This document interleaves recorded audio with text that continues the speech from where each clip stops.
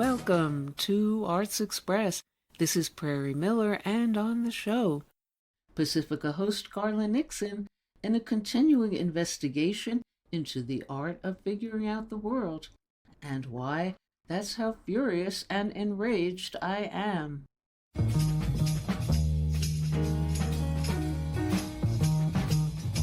Good evening. My name is Garland Nixon. To talk about, I don't know what.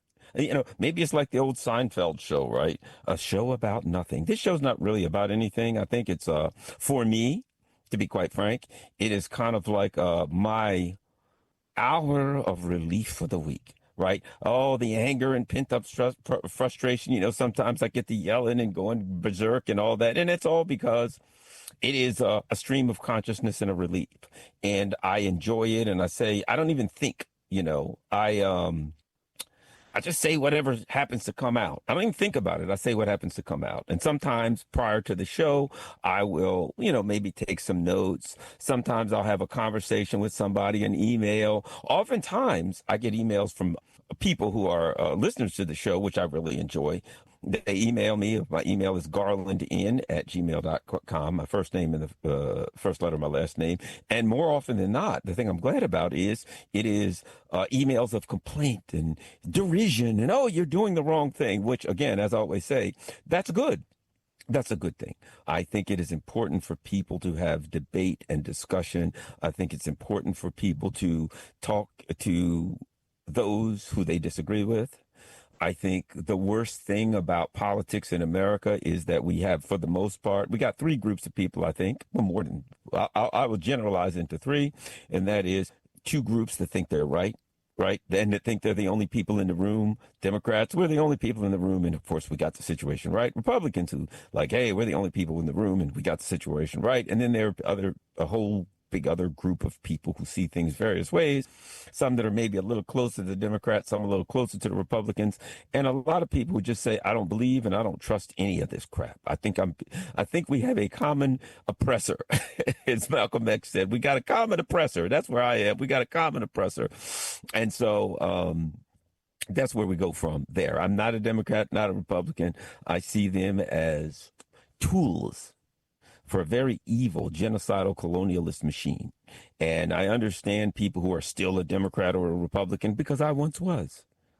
I once was there. I once had the belief. I once truly thought one was better than the other. No, one's worse than the other. I still saw them as, almost like, as I like to put it this way, if you look at a cat and you say, I see the feet of the cat and the tails of the cat. Well, it's all one cat. But you can talk about the feet are better than the tail. No, it's the tail is evil. The feet, it's good. It's just a cat. And you're using language to dissect that cat and to turn that cat into a bunch of different pieces. You know what? You can use language to turn the evil U.S. empire, the colonialist empire, the genocidal empire. You can use language to divide it into 1,000 pieces. You can turn it into the Democrats and the Republicans, and then you can pretend that those pieces are set amongst each other in a fight. And they oppose each other, and one piece is better than the other. And you can use language to do that, unless you're in Palestine and you're being starved and you got no food. And then you can see you got a cat. You got one empire, unless you're in many parts of Africa and South America, and they're trying to overthrow your government and impoverish you and steal your resources. And then it's not Democrats or Republicans, because no matter what happens, every 4 years, the policy against you remains the same: oppression. And now many Americans are waking up to realize the same thing that people all over the world are realizing, that there is a common oppressor. And if you have the luxury of doing so, you can divide that oppressor into a whole bunch of pieces using language, and you can enjoy that. And then you can identify with one of those pieces of the oppressor. Well, I'm a part of the foot of the cat. No, what about you? I'm part of the ears of the cat. And then you can feel good because you're part of the good part of the oppressor. This oppressive, colonialist, genocidal regime. Your part, see, the part that I'm a Democrat or I'm a Republican or I'm a whatever, you can then say that the group that I'm in doesn't really want to do it. They're better than the others. You can even get to the one less genocide camp, right? The one less detention camp. Hey, I'm a member of the Democrats and I'm a member of the Republicans. And you say, oh, yeah, well, the Republicans, they have 10 detention camps for people. What makes the Democrats better? The Democrats only have 9. We've got one less detention camp to put people in. Now, once we put them in there, do we beat them and oppress them? Is it slavery in that camp? And are we marching them off to the gulag to kill them all? Sir, fair enough. But we got one less than the others, so that makes us better. And the last thing you got left to argue about is which party has one less detention camp than the other. And you can always find a way. You can always find a way. I'll have to always go back to this. Something that enlightened Frederick Douglass. And it's critical to always remember that analogy. Frederick Douglass said, when he was a young boy of 8 or 9, he was at a local, store, someplace where, they went into town and the slaves would get up things for their masters, whatever the case may be. And he saw 2 slaves set upon each other fighting. And he asked someone, what are those slaves fighting about? And he was told, they're fighting over which one's master is the richest and which one has the biggest house. Now, let me just go a little bit deeper into that analogy. The slaves at that time, to add to it, the slaves at that time in Maryland, Delaware, a great fear that they had? A great fear that they had was to be sent down south because it was much harsher. It was hotter, and it was, they had all these rattlesnakes, things that they didn't have in Delaware. It was harsher. Supposedly the owners of the slave plantations were meaner and more, fierce and violent. And so they didn't want to go down there. So they would, tend to be more in line and tend not to fight back and do as much because they didn't want to get sent down. So they didn't want to get sold to Alabama or Mississippi, right? But then you had someone like Harriet Tubman who said, I'll risk my life. I ain't going to be a slave. They're going to have to kill me here. I'm not going to sit around figuring, I got it better here as a slave than I would down if I was Mississippi. I am escaping. She escaped. She came back and helped other people escape. And some of them was too afraid and wouldn't try it. But she risked her life. Why? She would rather die fighting.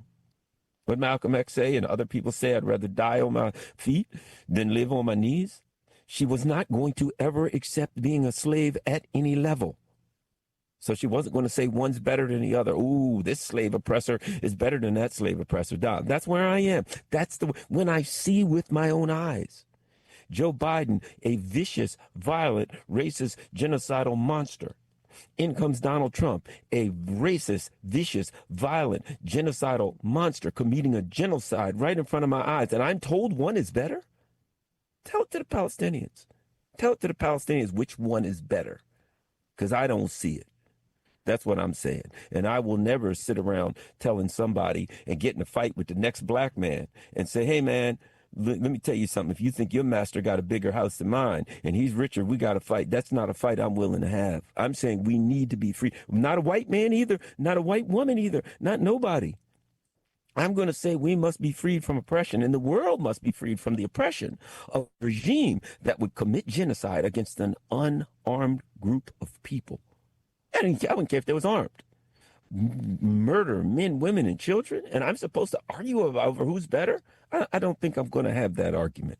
I'm going to have an argument over how we can free ourselves from the mental, the spiritual, and the philosophical oppression that would have us view a genocide with our own eyes and somehow think that one of the genocidal groups, one of the genocidal monsters, it's redeemable. That we should even have a discussion about that. That's a discussion that other people can have. But it's a sad state of affairs to me that in the midst of seeing the monster for what it is, seeing the demon for what it is, as it does this, that there are sadly people still left so far behind spiritually and emotionally that they're still caught in having a discussion that the demon can somehow be saved, that one part of the demon is still okay. Not to me. I'm sorry.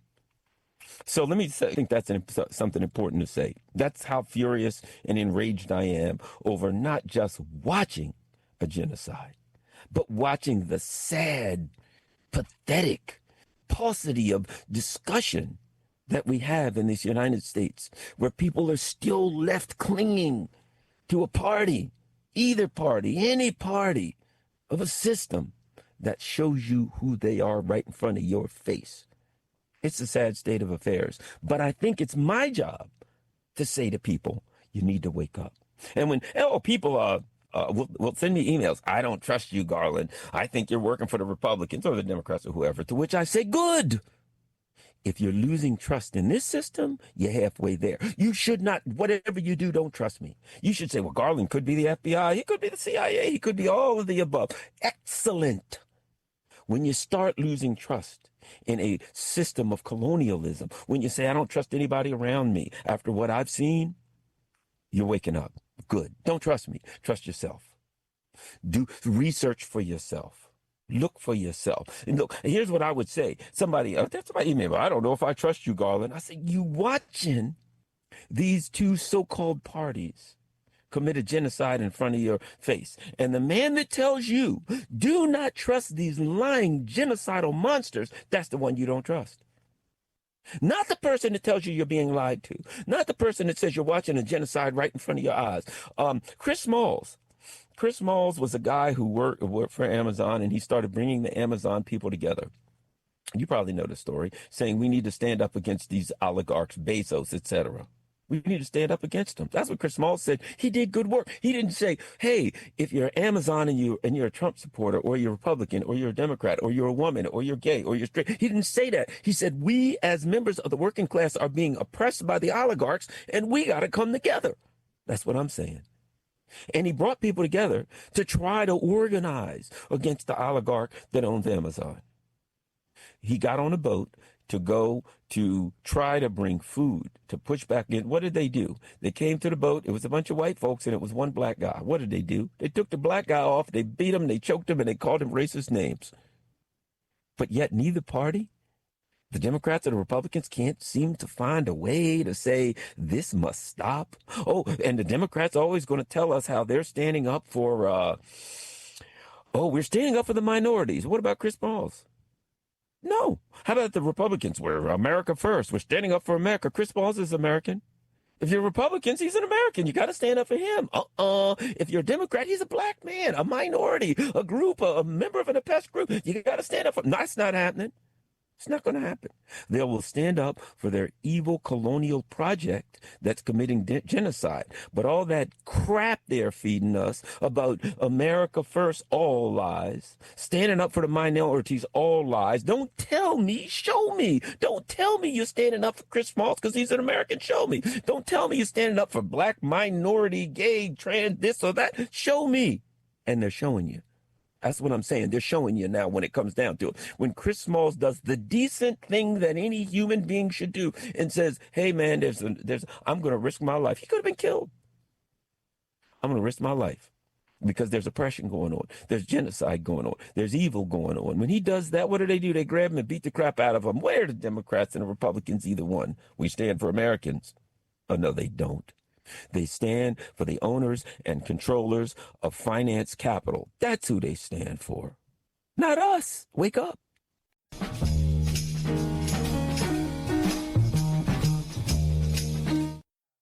And now on Arts Express. That's how black people be getting ahead.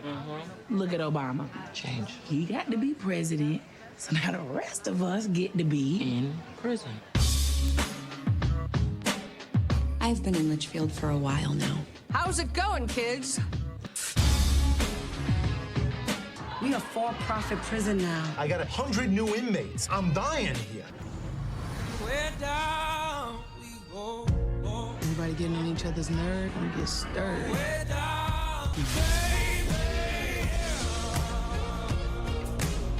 I'm really tired of walking around like a dog. way down we go.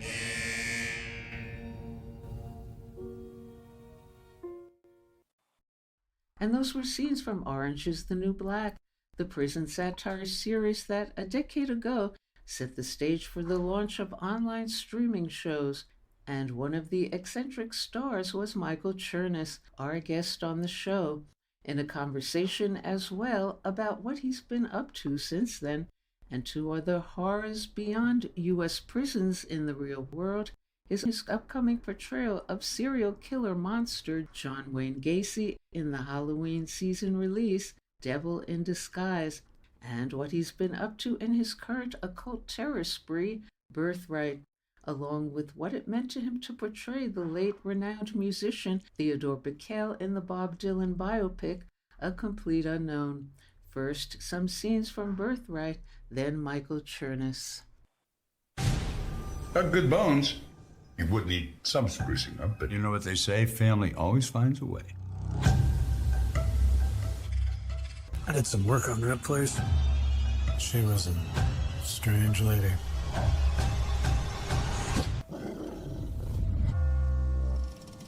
You getting spooked up in that house? This town needs some new life. You know what happened here, right? What does she have to tell me? It's about your baby. They want him.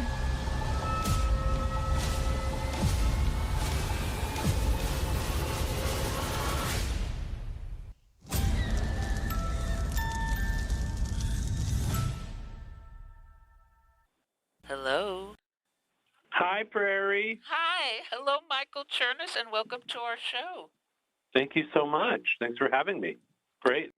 What can you say or not about your Birthright mystery character, Paul, and what you figured out about Paul to portray him? Yeah, I don't want to give away too much because the film is a bit of a mystery, and as you watch it, you'll discover sort of what's going on. But there's some mysterious things that have been happening in this town for quite some time. The small town of Coventry, and Paul is a townie. He grew up there, and he has some insight and knowledge as to what's been going on and what's been happening to these kids in Coventry. So there's more to him than first appears. He kind of comes off as just kind of like a regular Joe, kind of blue collar guy, but the waters run a little deeper. Yeah. And speaking of horror in the real world, you're coming out in Devil in Disguise, John Wayne Gacy. What can you say or not about your Gacy and what you bring to the horror table that's new and different from the portrayals of other actors?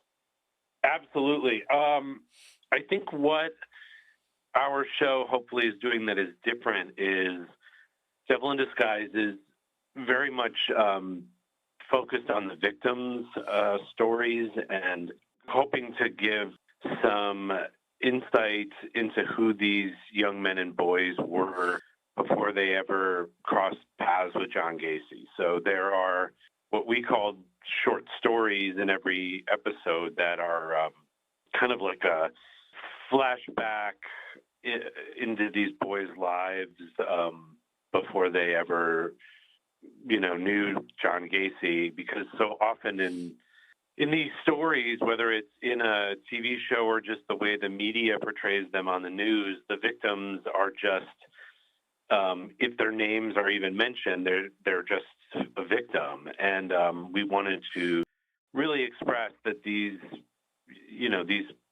were people, these were real people whose lives were tragically cut so short, and they had hopes and dreams, and they were all young men between the ages of, I don't even exactly remember, but between the ages of 13 and 25, I think. So, boys. And where do you go inside yourself to portray dark characters? That's a great question. It's tricky. I mean, it was very hard playing this role. And I think it was hard for everyone involved. I know our crew had a hard time. It's just really heavy subject matter. Not to sound corny, but I don't really think of it as approaching it as like a dark role. Every role has its challenges. And for me, the challenge of playing John Gacy was how compartmentalized he was, how dissociated he was. He had, there are quotes where he talks about there being multiple John Gacys. There are like 4 Gacys. And so he really had these different personalities. He was sort of a local politician, and he was a clown, and he was a contractor, and he had all these masks that he would wear. He was the guy you always wanted to call if you needed your driveway shoveled or your tire changed. He was a Democratic precinct captain. He was on the Norwood Park street lighting committee. He was very involved civically, and that was the whole clown thing. Was he would appear at like children's hospitals and the opening of local businesses because he wanted to appear like just a regular old nice guy. And with movies like Birthright, what do you feel it is about horror that it is so deeply embedded in mass consciousness and draws audiences in? I loved horror movies as a kid. I'm in my late 40s, and so I hit that sweet spot of Nightmare on Elm Street and Friday the 13th and Halloween, all those Mike Myers and Freddy and Jason. I remember staying up late at sleepovers, and, you know, we just, as a kid, I loved to be scared. And, you know, I think a lot of kids feel that way. You know, you want to scare yourselves. And I loved, you know, having really creepy costumes on Halloween. And I think I think it relates to our own, like, shadow selves that we all contain. Hopefully most of us just contain a tiny bit, but we all contain a little bit of darkness. And in order to live in polite society, we have to kind of bury that inside of us. And we can't all be walking around showing our dark side. And so I think through horror movies, we get to safely let some of that out. And yeah, I mean, these are kind of scary times globally and nationally. There's just so much that's going on. And I think in a way we can channel some of our fear into these movies and let it out. And I wanted to ask you, what is it about Theodore Bikel that led you to want to portray him in the Bob Dylan biopic, A Complete Unknown? Oh, I love that you asked that. I love Theodore Bikel. I did a ton of research and read his autobiography. What an incredible man he was. Unfortunately, he's only very lightly featured in that film, and some of my scenes ended up getting cut. But it was just a supreme honor to play Theodore Bikel. What a man, what a performer, what an actor and a singer and an activist. He really used his voice and his platform for the good of the world, and he was very civically involved and politically involved. And I really cannot say enough good things about Theodore Bikel. It was a true honor. And I'm a huge Dylan fan, so to be a part of that story and that movie and that moment of Dylan going electric was it was so cool. It was just such a cool experience. We shot those scenes, the Newport Folk Festival scenes, we shot them at night. They were these late night shoots, but it was just so cool because here I am, like, on this. The set was so realistic. They put so much money and effort into that. And just watching Timothée Chalamet sing these songs, and here I am, you know, with basically backstage with Johnny Cash and Joan Baez and Peter Yarrow. It was like, you know, it felt so real, and it was it's such an honor. And do you think there's anything different or unique when females are the protagonists in a horror movie like Birthright rather than males? Absolutely. I think females should be the protagonists more often in everything, but usually in horror films, females are just the victims. And to have them be the protagonist, I think it's empowering. It's exciting. Yeah, I think Birthright is just such a great film, and not your typical horror film in that it's just so smart. Yeah. And what are your memories of Orange is the New Black and its significance for you as both the drama and your character, Cal Chapman? Oh man, Orange is the New Black changed everything for me. Did it change your Being life? a part of it changed my life completely. It changed my career for sure. It was and is such an iconic show that I feel like launched the careers of countless actors. At the time, I remember being offered the role of Cal, and I just have one line in the first episode, and I was like, what is this? It seemed like, we didn't know what streaming shows were at the time. I think House of Cards hadn't even come out yet when we were shooting Orange is the New Black season 1. So I didn't know, I had a Netflix subscription for the DVDs that were sent to your house, but the idea of a streaming show, I thought it would be more like a web series on YouTube or something. And so I was kind of hesitant to say yes. And then I'm so glad I did, because for years and years, that was the thing I was the most known for and recognized for. And I still, to this day, I'm on the subway or in a restaurant and people are like, Cal, you're Piper's brother. You sold prison panties. But the show itself, I think, was so unique in that it shined a spotlight on women of all kinds, every type of background, and so many just incredible actresses. That show was just a gift, such a gift to me. And Cal has been described as, quote, stoner stereotype. Do you agree or disagree?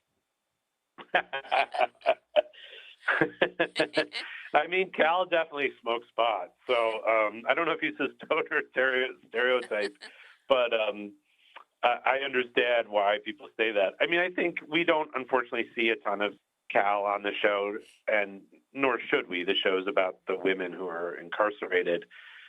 But, I think if you got to see a whole show about Cal Chapman, you would see a deeper side to him. But, yeah, I mean, he certainly fits the stoner stereotype. I think he is maybe more intelligent than he even knows. I think he kind of he enjoyed getting to. There's some line where he says, he just got to smoke a bowl and screw off for his whole life. I think that there was a certain amount of just avoidance that he was doing. He didn't want to be a grown up. But yeah, he's a lovable guy. I love Cal Chapman. And since this is for radio and the listeners can't see you, when Michael Chernus looks in the mirror, what does he see? That's a great question. I think I still see a kid from Cleveland, Ohio, who I grew up in the suburbs of Cleveland, a really sweet town called Rocky River. I had a beautiful childhood. Come from very loving parents, and got a great little brother. And I think I always just dreamed of being an actor from a very young age. I loved movies and TV shows, comic books, and I loved living in a world of imagination and characters. So I think I look in the mirror and I see a kid who's pursuing his dream. And that's always a nice feeling. Yeah. And any last word on Birthright, and why should listeners tune in? Yeah, check out Birthright. It's available now on all the different platforms. It's a really creepy film. It's different than other horror movies in that there's a whole world that's with just some real kind of scary, creepy, gory stuff. Okay. All right. Thank you so much, Michael Chernus, for joining us on the show. Thank you, Prairie. It was nice talking with you. Okay. Bye. Bye. One more song I have to offer you. You might want to sit.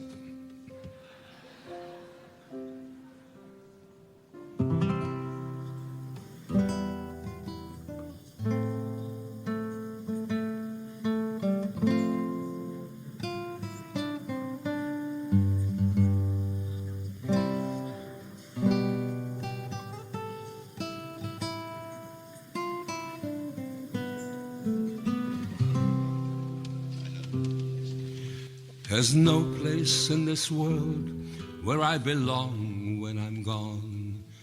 And I can't tell the right from the wrong when I'm gone. And you won't hear me singing any songs when I'm gone. So I guess I'll have to do it while I'm here. And I won't feel the flowing of the time when I'm gone. All the pleasures of love will not be mine when I'm gone. My pen won't write another line when I'm gone. So I guess I'll have to do it while I'm here. And I won't breathe the bracing air when I'm gone. And I can't even worry about my cares when I'm gone. Won't be asked to do my share when I'm gone. So I guess I'll have to do it while I'm here. I won't be running from the rain when I'm gone. And I can't even suffer from the pain when I'm gone. Can't say who's to praise and who's to blame when I'm gone. So I guess I'll have to do it while I'm here.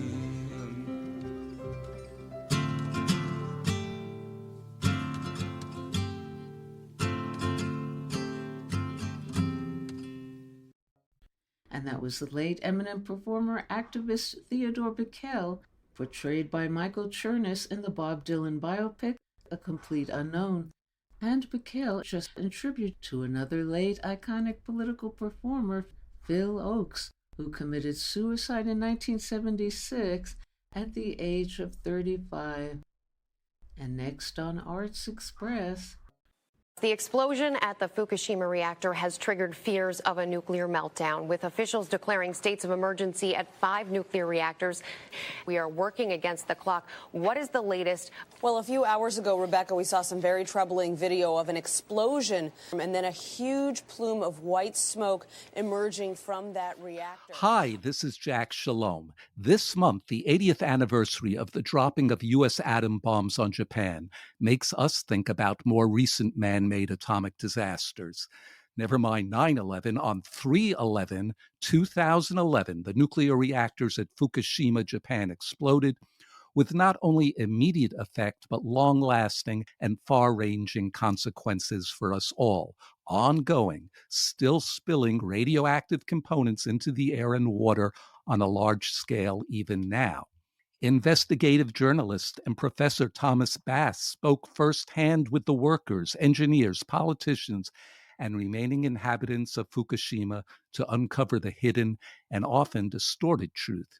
And he's detailed it all in a stunning book called Return to Fukushima, a great piece of personal reporting. I'm happy to have as our guest today, Thomas Bass. Hi, Thomas.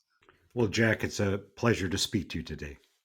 Thomas, first off, can you talk about that day, 3/11/2011? Tell us exactly what happened and what set off the destruction of the reactors.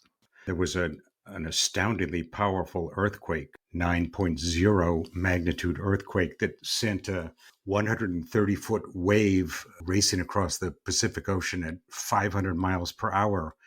That wave crashed onto the shore of Honshu Island, Japan, and killed about 20,000 people. But it also knocked out the Fukushima nuclear power plant, where 3 nuclear reactors exploded and a 4th reactor was breached from the side. But what is in dispute is whether the Fukushima power plant was destroyed by the tsunami, by the wave, or whether it had effectively been destroyed and was melting down before the wave arrived. That dispute is important because Japan is one of the most seismically precarious places on Earth. They have about 1,000 earthquakes a year, and it's probably the worst place in the world to be building nuclear reactors, whether or not there's a tsunami. Well, like John Hershey's Hiroshima, your descriptions are absolutely hair-raising. Now, you've been to Fukushima twice, once in 2018 and then back again in 2022. What was your first impression when you actually saw the reactors? Remember, the reactors are destroyed in 2011. So I don't get there until 2018. But there's still a huge amount of refuse and destruction and destroyed towns and countryside littered with the chaos that resulted from that earthquake. And the shoreline is also lined with huge hulking structures that turn out to be incinerators. So they were simply hauling off the destroyed cities and roadways and stores and buildings and houses. They were simply hauling them off to be incinerated, which of course produced highly toxic, highly radioactive waste as a result. By the time I returned in 2022, 4 years later, the incinerators were gone and the countryside had been pretty much cleaned up, but it was still a nuclear exclusion zone. It was still so radioactively hot that, according to my calculations, about 100,000 people were still displaced from this nuclear exclusion zone. Were you worried about your own radiation exposure? On my first visit to Fukushima, I went with two assistants, translators, and people steering me around the countryside. Before we went to Fukushima, we stocked up on rice balls and water, and I was intending to live on my own rice balls and water for my entire visit. But it turned out that the area around the Fukushima nuclear power plant, some of the towns were less affected than others. There are people who are highly competent, highly skilled in measuring radioactivity, in getting their hands on food that's relatively safe. So it turned out that I did not eat most of my rice balls. So it's not an area that I myself would want to live in, but it is an area that can be visited. The reactors themselves were known to be flawed, as were the actual siting plans for the reactors, weren't they? Oh, yeah. Let's say, first of all, that these were General Electric Mark I reactors. These are supposedly the top of the line Western reactors. We still have some of these reactors operating in the United States. Some of the engineers who built those reactors came forward as whistleblowers and claimed that they were highly dangerous and extremely poorly designed. One example of that is that they keep the spent fuel, the nuclear fuel pools of the fuel rods, on the roof of the reactors. These do not have concrete containment like some of the reactors people are accustomed to seeing. So Fukushima has these fuel pools full of the cores of nuclear reactors, and these fuel pools are on top of the reactors. I mean, the reactors are at risk of toppling over. They're at risk of being washed away by another earthquake and tsunami. It's just a highly dangerous enterprise. That one other feature I might mention, and the GE engineers can be blamed for this as well. The Fukushima reactors were built on a bluff overlooking the Pacific Ocean. The engineers decided to cut down this bluff and put the reactors down next on the seashore, directly next to the Pacific. And they did this because it was cheaper to cool the reactors if you didn't have to pump water uphill. So as a cost-saving measure, they made these reactors highly precarious, highly dangerous, and of course, they resulted in what I maintain is the world's worst industrial disaster. So what happens? How does the precinct and how does the Tokyo government respond? The Japanese government, as you know, denied that the reactors are melting down. They refused to use the term meltdown. They maintained that pretense for a solid month. Then they instituted a State Secrets Act, which makes it illegal to report news from whistleblowers. So the Japanese government, there's been a fair amount of pretense and shuffling and propaganda and denial and claims of state secrecy when it comes to reporting on Fukushima. They pretend that they have the matter in hand, which is an absolute scandal. They do not have the matter in hand. And the fact that they are currently at this moment dumping radioactive cooling water into the Pacific Ocean is a sign that they have actually no idea what they're doing in terms of containing this ongoing disaster. You write that immediately after the explosions, the U.S. Embassy was burning documents. The U.S. Embassy in Tokyo was burning documents. What do you think might be in them? The U.S. Embassy was on the verge of evacuating from Tokyo. Tokyo was nearly evacuated. One of the surprising facts about the disaster of Fukushima is that the Tokyo Electric Power Company, which ran the power plant, intended to evacuate the site. They intended to abandon it. They were just going to let it fall into the ocean and contaminate Japan. Whereupon the prime minister drove over to the headquarters of the Tokyo Electric Power Company and effectively nationalized the company, essentially seized the company, and demanded that they not abandon the plant. That was the situation in the early days, but the Tokyo Electric Power Company has really barely proved itself any more competent in the days since then. Yeah, you make it pretty clear that the Japanese corporations do corruption at least as well as American ones do. It was kind of astounding, the stories about Tokyo Electric Power Company, TEPCO, right, is the Yes, acronym, yes. TEPCO. Who actually did and does the cleanup work on the nuclear plants? And what about using robots or some such? First of all, TEPCO is one of the least trusted companies in Japan. They've been known to fake up safety reports and generally be incompetent or less than competent in running their reactors. They have pretended that they would move into, since their reactors blew up, they pretended that they would move into becoming the world's leading experts in remediation, in cleaning up nuclear disasters. Well, in fact, they really have bumbled all along. At this very moment, they do not even know where the melted radioactive fuel is located. They have sent a number of robots into the reactors, which remain highly radioactive, producing huge amounts of radioactive heat and radioactive energy. And these robots they're blown up. They are killed by the radioactivity inside the reactors. So TEPCO doesn't even yet have a picture of what the insides of the melted reactors look like. They pretend that very soon they will be removing the radioactive fuel, which they don't even know where it's located. They don't even know what condition it's in. And they pretend that once the radioactive fuel is removed, it will be removed and disposed of somewhere. The date for this removal and disposal keeps slipping.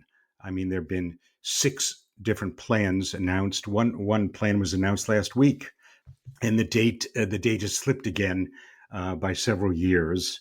And the actual fact of the matter is that it may take eons. These reactors may, in fact, have to be encapsulated in concrete, as happened at Chernobyl.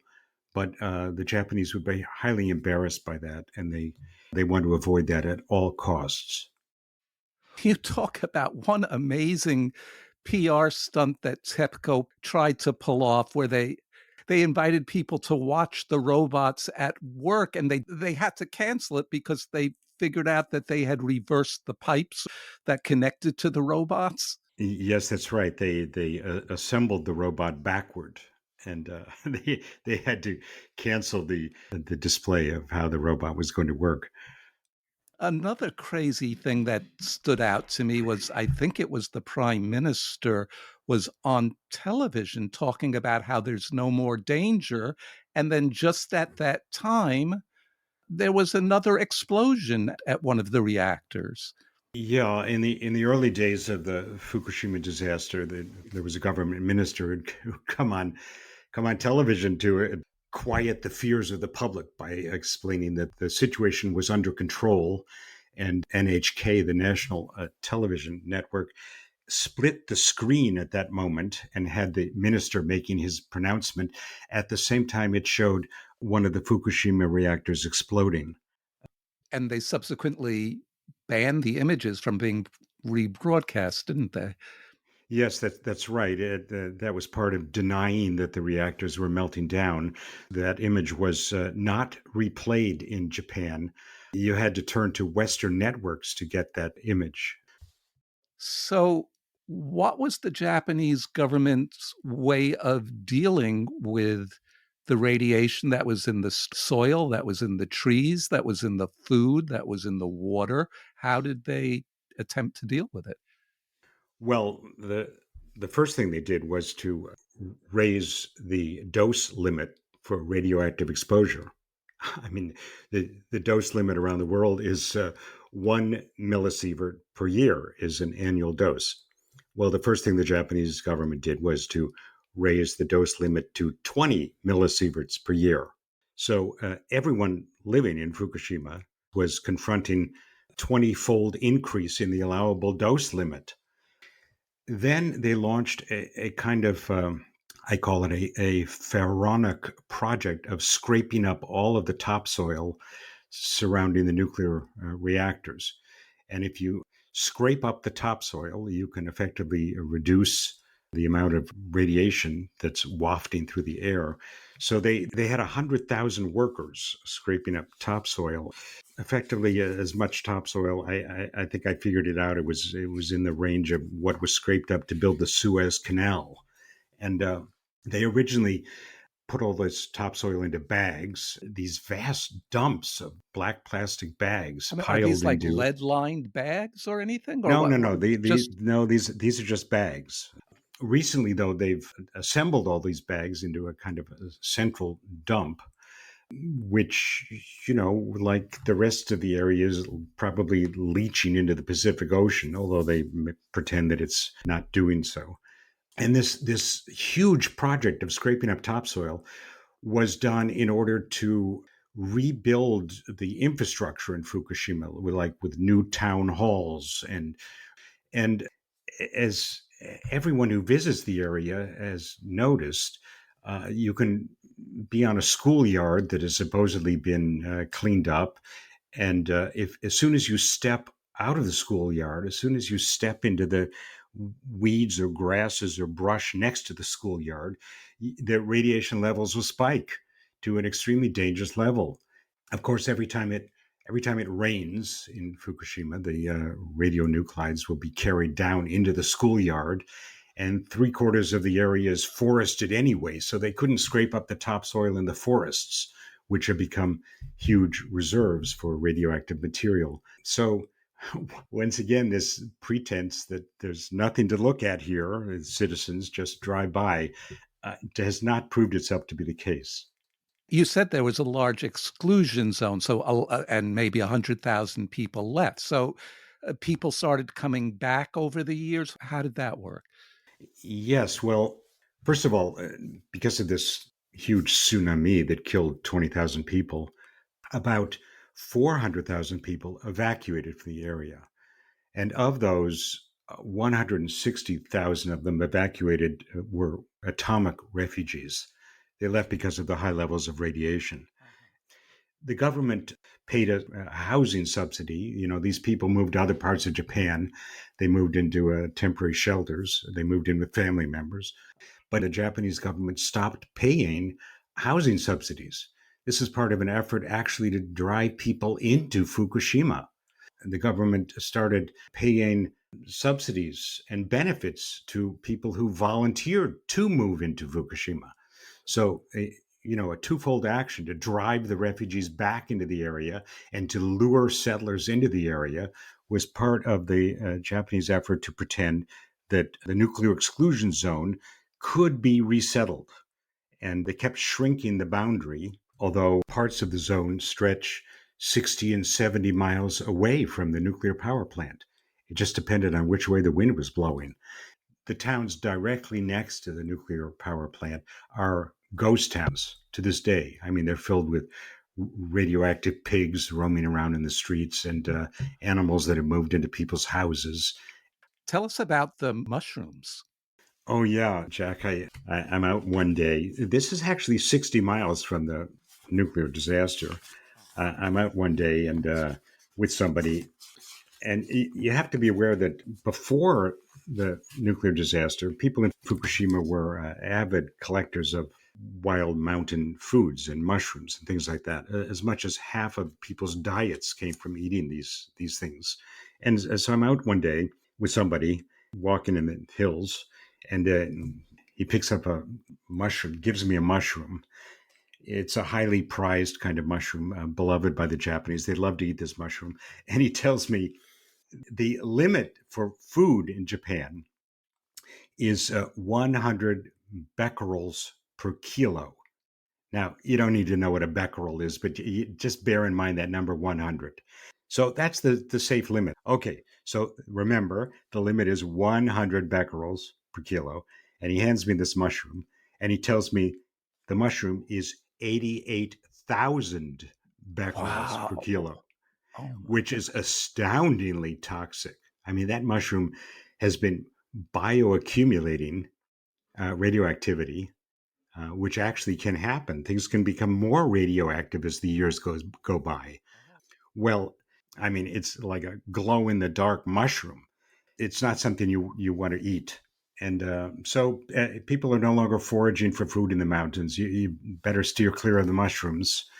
The same is true in Chernobyl. The same is true of every nuclear exclusion zone in the world, that certain foodstuffs, mosses, fish, mushrooms, acorns, that's why the pigs are radioactive. They eat the acorns.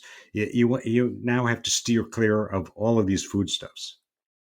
So how does that play out on the international stage in terms of trade? Oh, well, that's a good question. I forgot to mention radioactive blueberries. No kidding.